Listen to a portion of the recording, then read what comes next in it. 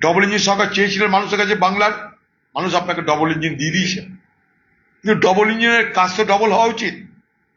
সেখানে কোনো ইঞ্জিনই চলছে না, না দিল্লির ইঞ্জিন চলছে না বাংলার ইঞ্জিন চলছে।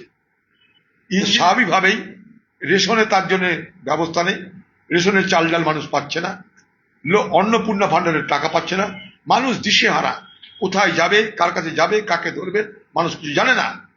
সারা পশ্চিমবঙ্গ জুড়ে অনেক প্রতিশ্রুতি দেওয়া সত্ত্বেও মানুষ কিন্তু রেশনের সুযোগ থেকে বঞ্চিত হচ্ছে। এক এসআইআর নিয়ে তো লক্ষ লক্ষ মানুষের, শুধু মানুষের নয়, তাদের ভবিষ্যৎ প্রজন্মের ভারতবর্ষের ভোট দেওয়ার অধিকার হাতছাড়া হতে চলেছে। সে নিয়ে তো আমরা আন্দোলন করছি। সুপ্রিম কোর্ট হয়েছে, সুপ্রিম কোর্টের রিসেন্ট ডেট পড়বে।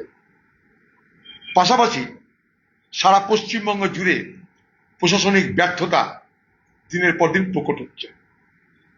রেশন নেই, মানুষ সবাই রেশন পাচ্ছে না, অন্নপূর্ণার সুযোগ থেকে মানুষ বঞ্চিত হচ্ছে। যারা ক্ষমতা এসেছে তারা বলেছিল ভোটের আগে লক্ষ্মীর ভান্ডার নয় অন্নপূর্ণায় রূপান্তরিত করে ৩,০০০ টাকা করে দেওয়া হবে। কোথায় গেল সে প্রতিশ্রুতি?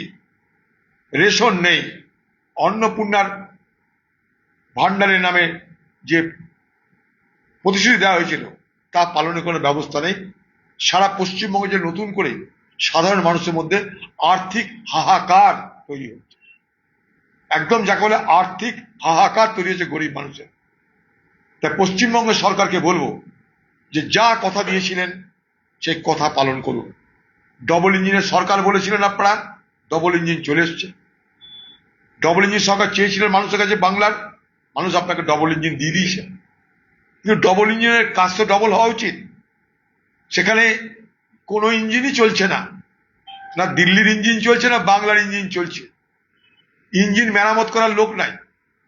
তো স্বাভাবিকভাবেই রেশনে তার জন্য ব্যবস্থা নেই, রেশনের চাল ডাল মানুষ পাচ্ছে না, অন্নপূর্ণা ভান্ডারের টাকা পাচ্ছে না, মানুষ দিশেহারা, কোথায় যাবে, কার কাছে যাবে, কাকে ধরবে, মানুষ কিছু জানে না। তার সঙ্গে এসআইআর, মানুষের ভোট নাই। তার নতুন করে বাংলায় নাই নাই আর নাই শুনছি আমরা।